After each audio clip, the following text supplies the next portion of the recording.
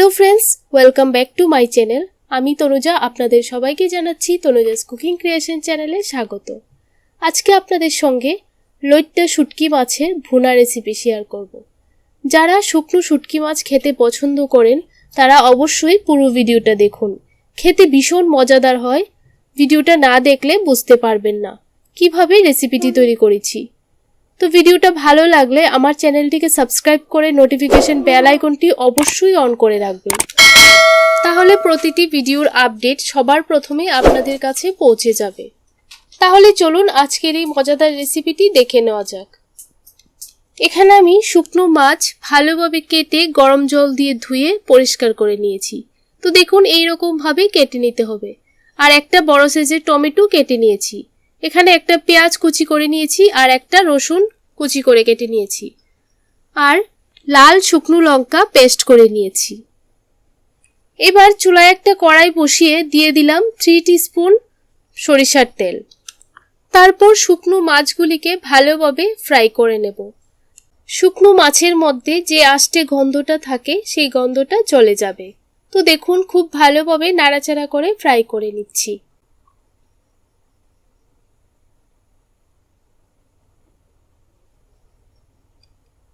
শুকনো মাছগুলি খুব ভালোভাবে ফ্রাই হয়ে গেছে, এবার নামিয়ে নেব।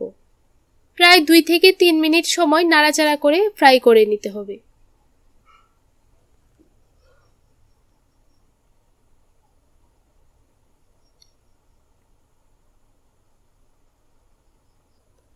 এই রকম করে নামিয়ে নিতে হবে। তারপর সেম তেলের মধ্যেই পেঁয়াজ কুচিগুলি দিয়ে দিলাম। এবার রসুন কুচিগুলি দিয়ে দেব। কিছুক্ষণ সময় নাড়াচাড়া করে ফ্রাই করে নেব। প্রায় 1 থেকে 1.5 মিনিট সময় নাড়াচাড়া করে ফ্রাই করে নিতে হবে। এবার টমেটো কুচিগুলি দিয়ে দিচ্ছি। অবশ্যই টমেটোগুলিকে এইভাবে কেটে নিতে হবে। কিছুক্ষণ সময় নাড়াচাড়া করে নিচ্ছি। তাতে টমেটোর মধ্যে যে কাঁচা ভাবটা থাকে সেই গন্ধটা চলে যাবে।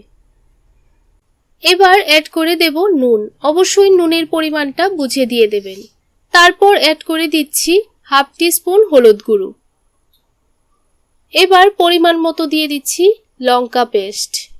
অবশ্যই ঝালটা একটু বেশি করে দিতে হবে, তাহলেই এই শুটকি মাছগুলি খেতে ভীষণ টেস্টি হয়। এবার কিছুক্ষণ সময় নাড়াচাড়া করে ফ্রাই করে নেব। তো বন্ধুরা, রেসিপিটি ভালো লাগলে অবশ্যই ভিডিওটিতে লাইক করতে ভুলবেন না। আর অবশ্যই আমাকে কমেন্টের মাধ্যমে জানাবেন কী রকম হলো রেসিপিটি। এবার 2 মিনিটের জন্য ঢাকা দিয়ে দিলাম। তো দেখুন 2 মিনিট পর ঢাকনাটা তুলে একটু নাড়াচাড়া করে নিচ্ছি। খুব ভালোভাবে ফ্রাই হয়ে গেছে, একদম তেল ছেড়ে দিয়েছে। এবার শুকনো মাছগুলি দিয়ে দিচ্ছি। এবার ভালোভাবে মশলার সঙ্গে একটু নাড়াচাড়া করে কষিয়ে নেব।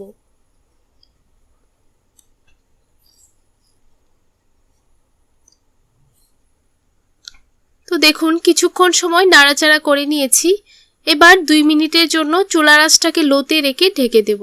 তো 2 মিনিট পর ফিরে আসলাম। এবার ঢাকনাটা তুলে কিছু ধনেপাতা কুচি দিয়ে দিচ্ছি। তারপর একটু নাড়াচাড়া করে সার্ভ করে নেব। তো বন্ধুরা, ভিডিওটি ভালো লাগলে অবশ্যই আপনার বন্ধুদের সঙ্গে খুব বেশি পরিমাণে শেয়ার করবেন। তো দেখুন কিছুক্ষণ নাড়াচাড়া করে সার্ভ করে নিয়ে নিলাম। তো আজকের জন্য এতটুকুই। আরেকটা নতুন রেসিপির সঙ্গে দেখা হবে।